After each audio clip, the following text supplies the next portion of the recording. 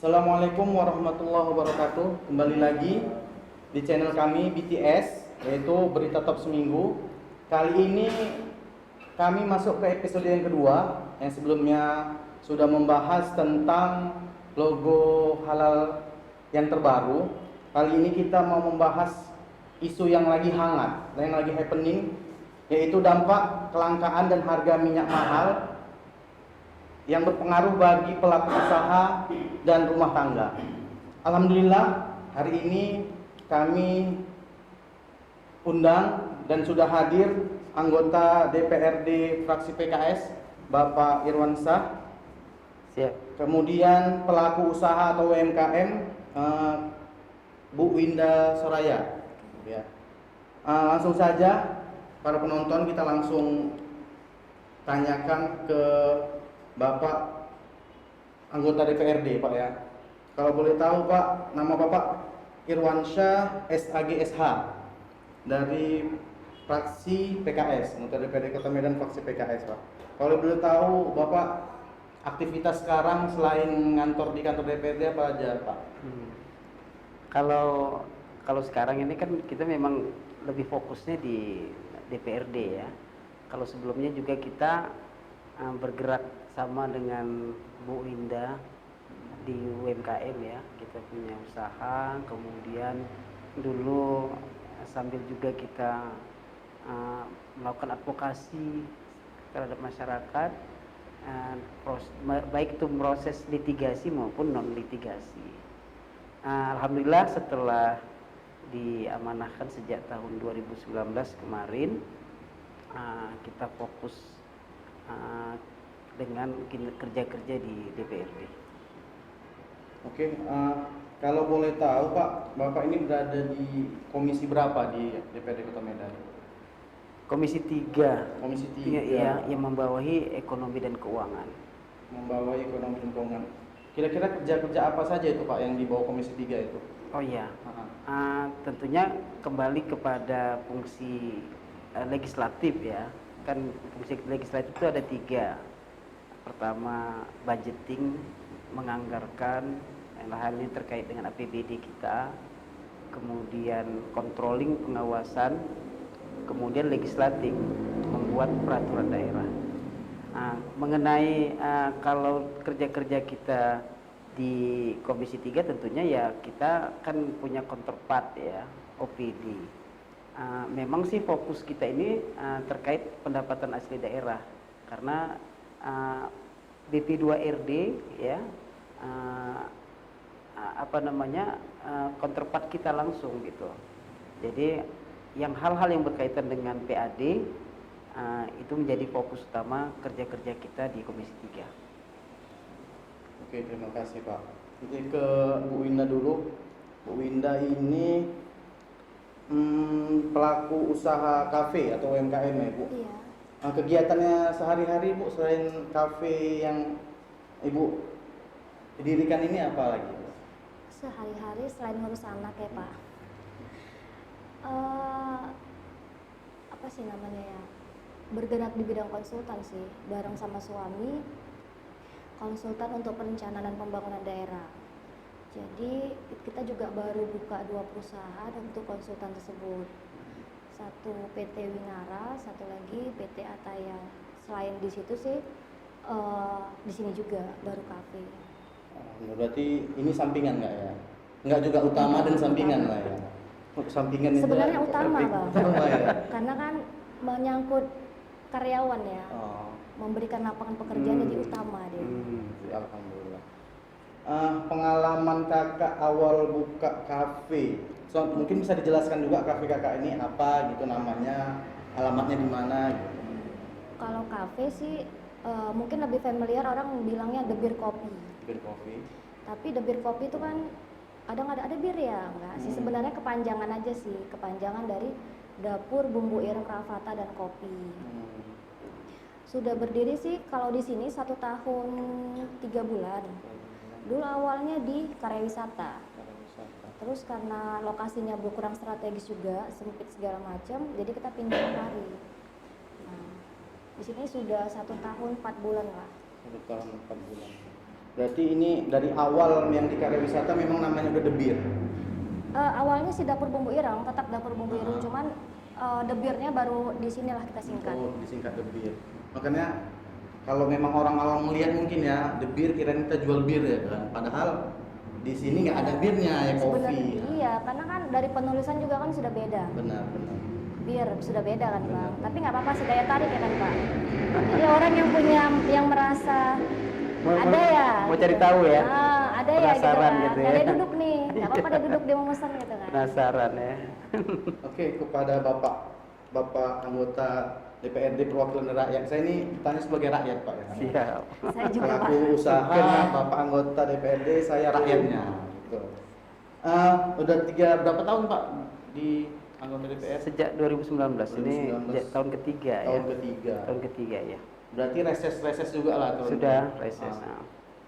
Dari reses yang Bapak jalani itu keluhan-keluhan apa aja sih yang umum yang rakyat sampaikan kepada Bapak? Iya, yang hal-hal yang paling mendasar ya, tentunya tentang kesehatan, tentang pendidikan, tentang infrastruktur, banjir, pokoknya hal-hal yang kebutuhan asasiah masyarakat, ya lapangan pekerjaan, kondusivitas, keamanan, ya, hal-hal yang itu dominan lah dipertanyakan kepada kita. Berarti kalau yang isu-isu minyak goreng yang lagi happening ini nggak ada Itu sifatnya kan kondisional. Kondisional. Kan kelangkaannya kan baru belakangan ini gitu ya. Betul. Sebelumnya kan biasa aja gitu.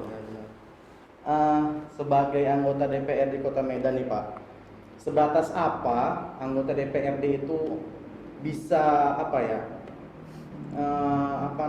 mendengarkan jeritan rakyat itu masalah minyak ini Pak? Sebatas apa? Kan nggak mungkin Bapak bisa yang namanya di daerah kan beda sama pusat. Sebatas apa anggota DPRD Kota Medan itu bisa mendengarkan suara rakyat? Tentunya kan pasti karena harapan masyarakat kan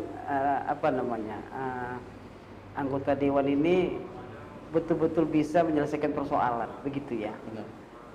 Sekali lagi kan kita sampaikan bahwasanya persoalan minyak goreng ini kan memang isu nasional ya. Di tingkat regional kita sudah melakukan, artinya begini, kita menghimbau dan kita bergandengan tangan dengan pemerintah kota, kemudian dengan kepolisian ya, dan stakeholder yang lain untuk terus meminta melakukan pengawasan agar tidak terjadi penimbunan minyak ya, langsung aja lah ya minyak. Kemarin kita coba kunjungan sidak lah, inspeksi mendadak ke salah satu supermarket lah ya, saya tidak sebutkan di sini. Ya alhamdulillah ketika sidak itu nggak langka pula minyak goreng itu di situ. Tapi kita nggak tahu sebelumnya, nggak tahu pula, ada yang mana tahu, ada yang bunyikan kita mau sidak ya kan. Ada bocoran nih. Tapi setidaknya ketika kita sidak, loh adanya minyak goreng gitu ya kan. Tapi ada nyeletuk konsumen kok nggak sih lah, saya dengar semalam nggak ada Pak katanya. Tapi itu ya, saya tidak sebutkan mereknya di sini ya, supermarket mana. Tapi itu yang kita lakukan agar memberikan rasa tenang ya ke masyarakat. Karena kan bukan persoalan melambung harganya gitu, tapi langka minyak goreng ini. Kalau saya pernah tanya itu ke toko modern misalnya Indomaret, apalagi Alfamart, Pak, satu hari habis Pak katanya. Gitu masuk barang pagi, siang sudah habis gitu. Artinya kan di situ kan terjadi juga panic buying ya. Tapi bukan itu yang hal utamanya sebenarnya.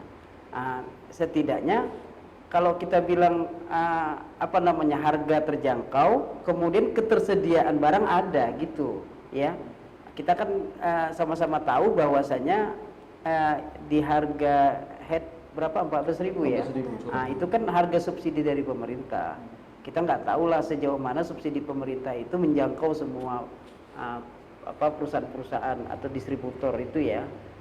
Tentunya mereka juga punya logika-logika bagaimana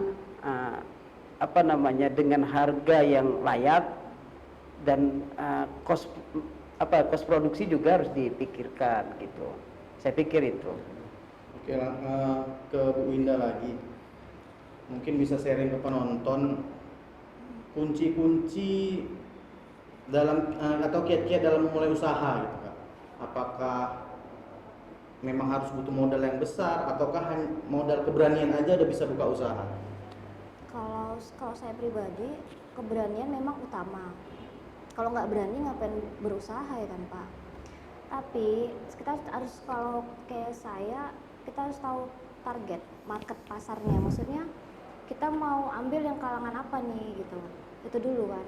Baru kita bisa menentukan apa yang mau kita jual gitu. Udah gitu, setelah kita tahu, kita tahu tempatnya di mana, strategis tidak. Karena tempat juga menentukan terkadang. Terus setelah itu ya baru konsisten untuk mengembangkan usaha, inovasi dalam produk. Kalau misalnya kita bisa ngasilin produk yang mungkin nggak di toko sebelah, untuk pengembangan dari kafe tersebut gitu. Tapi yang paling ini sih tahu target lah, market pasarnya itu seperti apa. Terus kita buka, kalau saya pribadi ini buka kafe itu untuk kalangan apa? Apakah untuk yang milenial aja atau bisa untuk keluarga? Terus kita bisa tahu apa yang mau kita jual.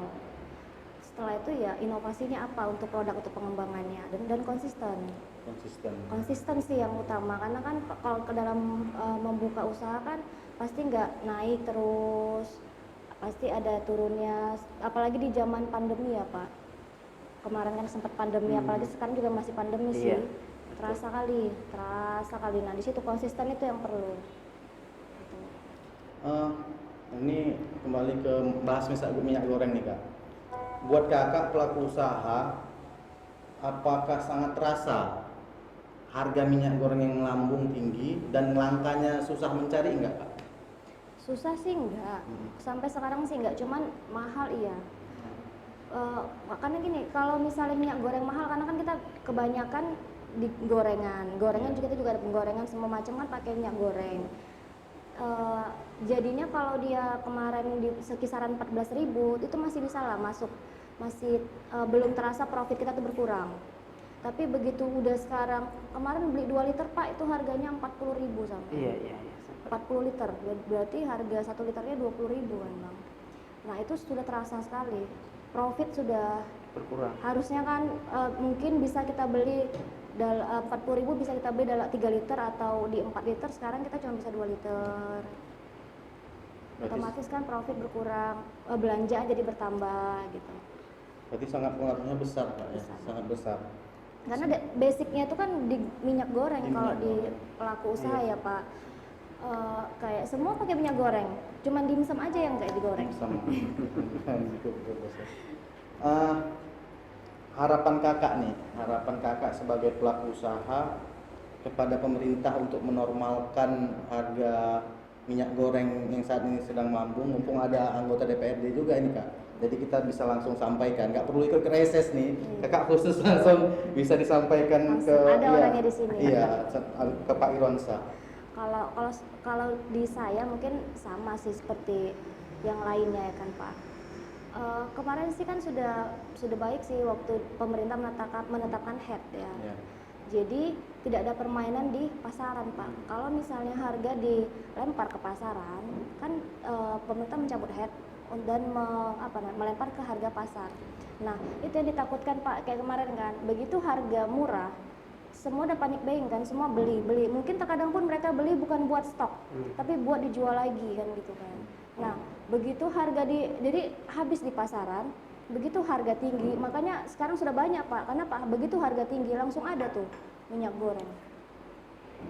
Harganya tinggi langsung ada di tempat lah. Banyak Pak sekarang udah minyak goreng karena harganya tinggi. Maksudnya kalau misalkan pemerintah tetapkan aja untuk itu. Memang sih ada sebagian, kemarin ada diskusi sama beberapa teman. Sebenarnya sih kalau disubsidi, kalau minyak goreng yang disubsidi ada baik dan tidaknya juga kan gitu.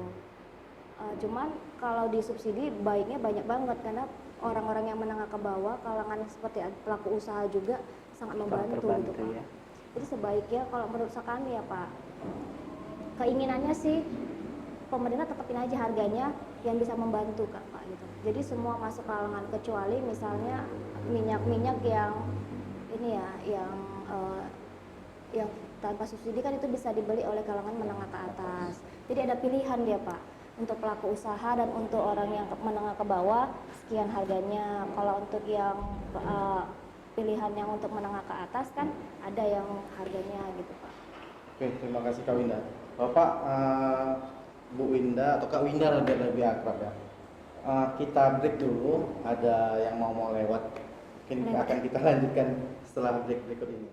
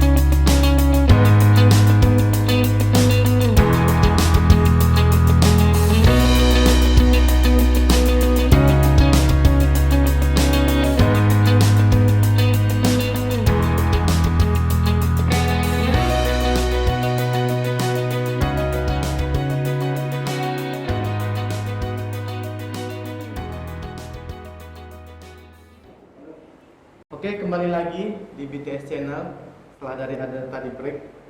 Oke, Bapak langsung saja kita tanggapin Pak. Harapan Kak Winda ini kepada pemerintah khususnya Bapak anggota DPRD bisa dijawab Pak. Ya tentunya kan kalau berbicara tentang lembaga legislatif ya yang notabene kan kalau kita mengacu ke Undang-Undang Otonomi Daerah, maka pemerintah Kota Medan dan DPRD Kota Medan merupakan lembaga penyelenggara pemerintahan daerah. Itu sebagai catatan kita. Maka apa-apa saja yang mesti menjadi kebijakan di pemerintah Kota Medan tentunya melalui wakil-wakil rakyatnya tadi, ya kan, Kak Winda yang sudah sampaikan tadi, baik itu acara reses atau ya katakan temu ramah yang tidak formal, kita mendengar keluhan masyarakat dan keinginan-keinginan masyarakat, dan itu harus terejawantahkan dalam kegiatan-kegiatan atau program pemerintah Kota Medan gitu ya. Kita agak lebih umum dulu kita berbicara, karena bicara minyak goreng hari ini kan bisa kita katakan kan sifatnya kondisional ya. Tapi kan kita butuh program pemerintah Kota Medan yang berkelanjutan, yang harapan kita ada program pemerintah Kota Medan yang berpihak kepada pelaku UMKM tadi, ya kan Kak Winda. Jadi sebenarnya saya mau katakan di sini pemerintah Kota Medan hari ini memang concern untuk di UMKM, Kak Winda. Itu tak terlepas dengan adanya program inkubasi UMKM. Program inkubasi UMKM itu kan menggandeng UMKM dari mulai awal ya, kemudian mencoba mengemas, kemudian agar UMKM itu bisa berdiri kokoh dan tadi seperti Kak Winda sampaikan menyerap tenaga kerja. Jadi kalau mengacu sebuah negara yang maju, kan setidaknya di angka minimum 4% yang masyarakat satu negara itu memang pelaku UMKM ya. Kita kok nggak salah berkisar di bawah 4%, 3,7 atau 3,6% gitu ya. Kalau kita bilang macam Malaysia sudah di 5%, Thailand 6% ya. Artinya kita harus memacu itu. Makanya kita apresiasilah hari ini Bapak Wali Kota Bobi Nasution yang memang fokus gitu. Kemarin saya dengar menggandeng juga PT Pos, ada namanya Pos Blok gitu, Pos Blok. Ada sudut apa namanya di kantor pos itu dijadikan sebuah tempat untuk apa namanya UMKM, pemasaran UMKM.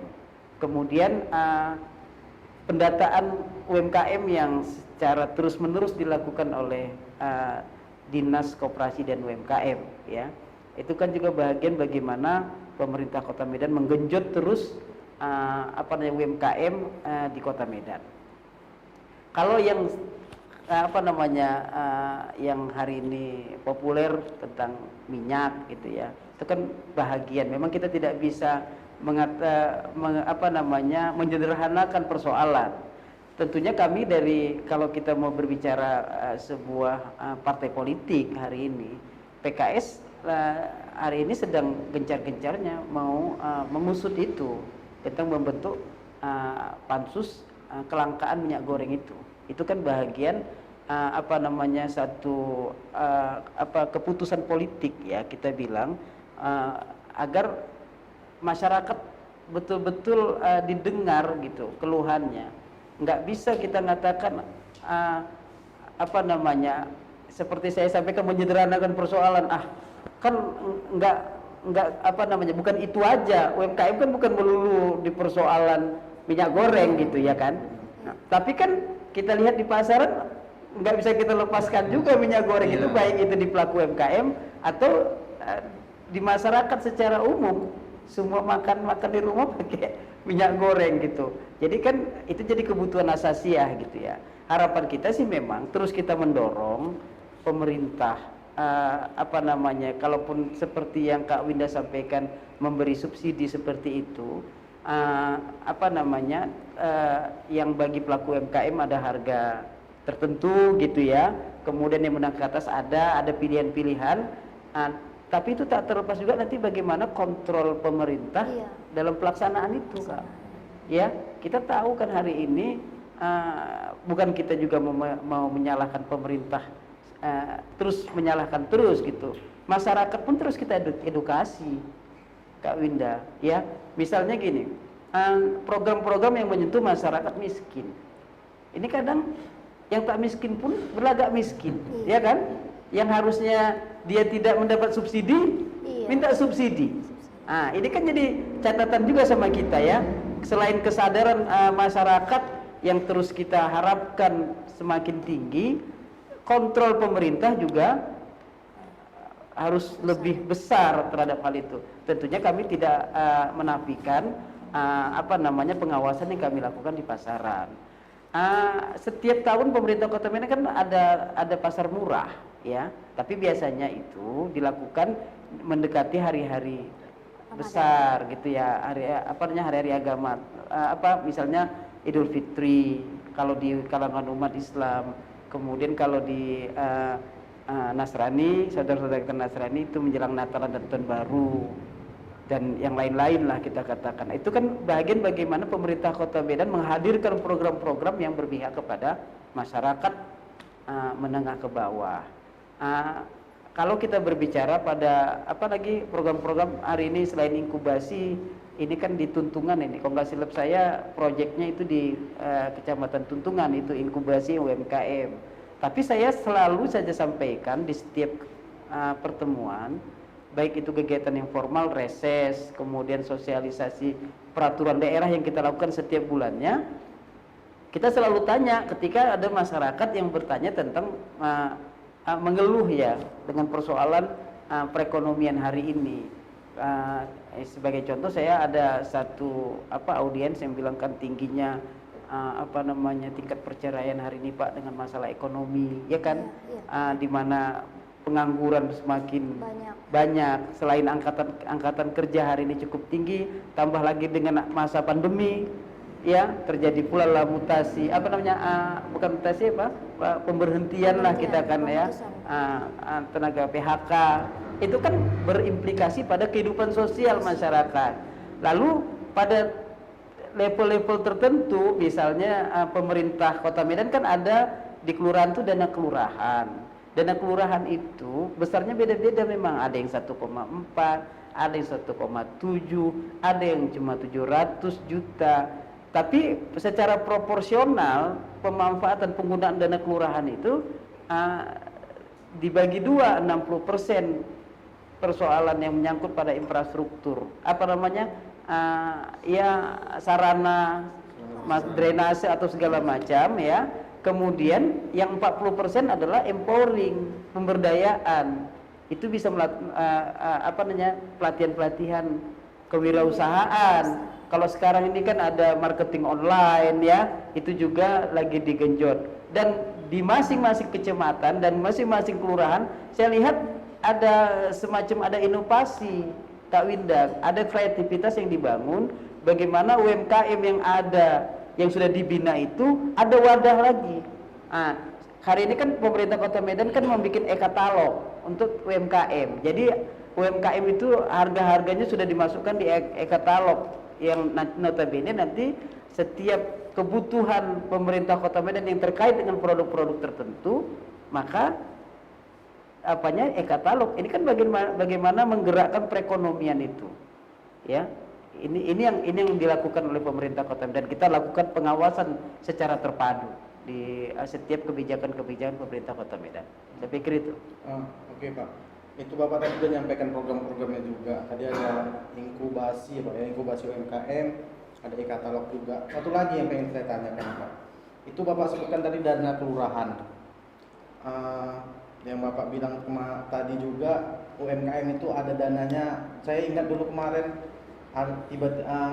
waktu ada bantuan untuk UMKM itu semua rame-rame buat usaha, Pak, ya. Jadi saya mau nanya, itu dananya itu, Pak, itu dari pemerintah Kota Medan atau memang dana itu yang udah disalurkan ke desa? Menurut Bapak, setahu Bapak itu. Ini yang dana kelurahan. Karena gini, kalau bicara bantu UMKM itu kan ada bertingkat. Ada dari pemerintah pusat dulu besarnya 2,4 ya. Itu kan tidak ada kewenangan pemerintah Kota Medan dan pemerintah Provinsi Sumatera Utara dalam pendistribusian dan menentukan orang-orangnya, tapi kita memfasilitasi, misalnya dengan syarat-syarat yang diberikan pemerintah pusat, mereka melaporkan UMKM mereka, lalu kita ajukan ke pemerintah pusat. Itu yang besar 2,4 dan yang terakhir sekitar 1,2. Pemerintah provinsi dengan APBD-nya juga melakukan itu juga, walaupun tidak secara terus-menerus. Pemerintah Kota Medan juga memberikan itu juga dengan besaran sekitar 2,4 pada tahun 2021 yang lalu. Kemudian di tahun 2022 juga menganggarkan itu juga nanti untuk bantuan UMKM. Harapan kita ini tepat sasaran. Ini tadi kan yang kita bilang bahwasanya hari ini tiba-tiba orang sudah menjelma jadi pelaku usaha. Itu makanya nanti perlu pendataan secara terpadu. Jadi jangan ada lagi semerautnya pendataan itu. Misalnya di tingkat kelurahan, kecamatan ada data, kemudian di tingkat OPD tertentu punya data lain lagi. Kita sudah pendataan secara terpadu, terpusat dia. Maka nanti yang bisa jadi akan dilakukan verifikasi gitu ya. Lalu setelah memang real itu kita lakukan pembinaan. Harapan kita begitu, dan kita akan dorong terus itu. Akan kita suarakan ke pemerintah Kota Medan. Itu yang bisa kita lakukan, Kak Winda, sambil nanti barangkali kan persoalan UMKM ini kan banyak. Kemudian apakah masalah, kan mungkin bagi yang lain kan masalah pendanaan, Kak Winda, ya kan? Saya sebenarnya tertarik apa yang dilakukan oleh pemerintah Provinsi DKI ya, ketika melakukan pembinaan bagi pelaku UMKM itu, mereka menerbitkan semacam surat gitu ya, menyatakan dia itu pelaku UMKM, dan melalui surat itu bisa mengakseskan dia di bank-bank tertentu. Tentunya sudah melakukan kerjasama lah, misalnya apakah bank daerah, misalnya kalau di sini ada Bank Sumut misalnya, atau bank nasional lain yang ada BRI ya kan. BRI juga sudah apa namanya menginisiasi untuk melakukan apa namanya program inkubasi juga, ya. Ini kita dorong. Kita kemarin kalau nggak silap saya ada juga kerjasama yang dilakukan pemerintah Kota Medan melalui Bapak Wali Kota Bobi Nasution dengan BNI. Sistem apa namanya apa kalau kita pakai kartu pembayaran e-money atau apa namanya elektronik ya gitu. Jadi nanti misalnya akan diberlakukan misalnya tentang proyek tertentu lah tadi plaza mana atau supermarket mana gitu ya, mungkin nanti akan diberlakukan secara luas. Ini juga ini bagian dari apa namanya menyangkut kerja-kerja kami di Komisi 3 agar dana-dana yang pajak dan retribusi itu tidak bocor, Kak. Ya. Hari ini kan APBD Kota Medan 6.372 miliar. Kalau kita lihat dengan APBD di tahun 2021 naik signifikan dari 5T menjadi 6,372. Kalau kita tahu ini masa pandemi, seperti Kak Winda sampaikan, ini belum sehat betul. Tiba-tiba nanti PPKM pula lagi, kan kita tidak doakan itu ya. Tidak doakan, tapi kan itu dirasakan masyarakat. Iya sangat Kak, saya tahu itu. Ya itu mungkin. Oke, obrolan kita sangat menarik, cuman waktu ini yang sudah harus memisahkan kita. Terakhir Pak, closing statement dari Bapak. Ya, terkait untuk inilah ya, saya selalu mendorong ya, apa namanya, sebenarnya saya pengen tadi bicarakan tentang generasi milenial hari ini. Benar, ya, Pak. peran serta mereka dalam pengembangan UMKM, dan kita tahu kita akan dorong mereka itu agar apa namanya ya, bukan kita menafikan orang untuk mencari kerja ya, tapi setidaknya menciptakan lapangan pekerjaan itu jauh lebih mulia ya kan Kak Winda, tentunya dengan punya tantangan-tantangan tertentu. Jadi bekalilah apa namanya generasi milenial hari ini kita rangkul dengan berbagai skill, kemampuan gitu ya. Kemudian tambah lagi Kak motivasi-motivasi yang kuat agar mereka berani untuk menghadapi tantangan ke depan gitu ya. Tentunya kita mau katakan dunia bisnis, dunia UMKM adalah sesuatu hal yang sangat apa namanya sangat menarik ya, punya masa depan. Ya punya masa depan gitu. Itu yang mungkin kita akan terus sampaikan. Kita apa namanya berikan edukasi secara terus menerus. Mungkin bisa di lain kesepakatan ya Pak. Nah, iya. Kita undang Bapak untuk kita bahas masalah milenial ini. Iya. Oke, untuk Kak Winda nih, pelaku usaha, closing statementnya Kak. Saya pernah baca dari kutipan dari Bob Sadino. Berhenti berencana tapi melangkahlah. Maksudnya kan kadang kan kita kebanyakan saya pengennya merencanakan ini tapi bisa jadi mungkin terhalang modal ya kan Pak. Iya betul. Mungkin informasi dari inkubasi tadi itu untuk pemberian modal kepada UMKM belum dia iniin. Nah terkadang kan saya pribadi juga dulu seperti itu Pak. Berencana kapan berani ya Pak? Nah mungkin di usia sekarang baru berani untuk melangkah. Jadi kalau saya bilang sih ya bagus sih rujukan Bob Sadino, berhenti berencana melangkahlah gitu kan. Karena prinsipnya sekecil-kecilnya usaha ya kita yang handle, kita bosnya. Sebesar-besarnya gaji di luar sana kita tetap kerja. Iya. Jadi ya cari target marketnya, beri inovasi, udah gitu komitmen dengan yang udah kita lakukan dan konsisten. Oke. Terima kasih Kak. Bapak terima kasih sudah hadir di podcast kita pada hari ini. Kakak juga terima kasih. Untuk para penonton diketahui, kita ini melaksanakan podcast di The Beer Coffee ya.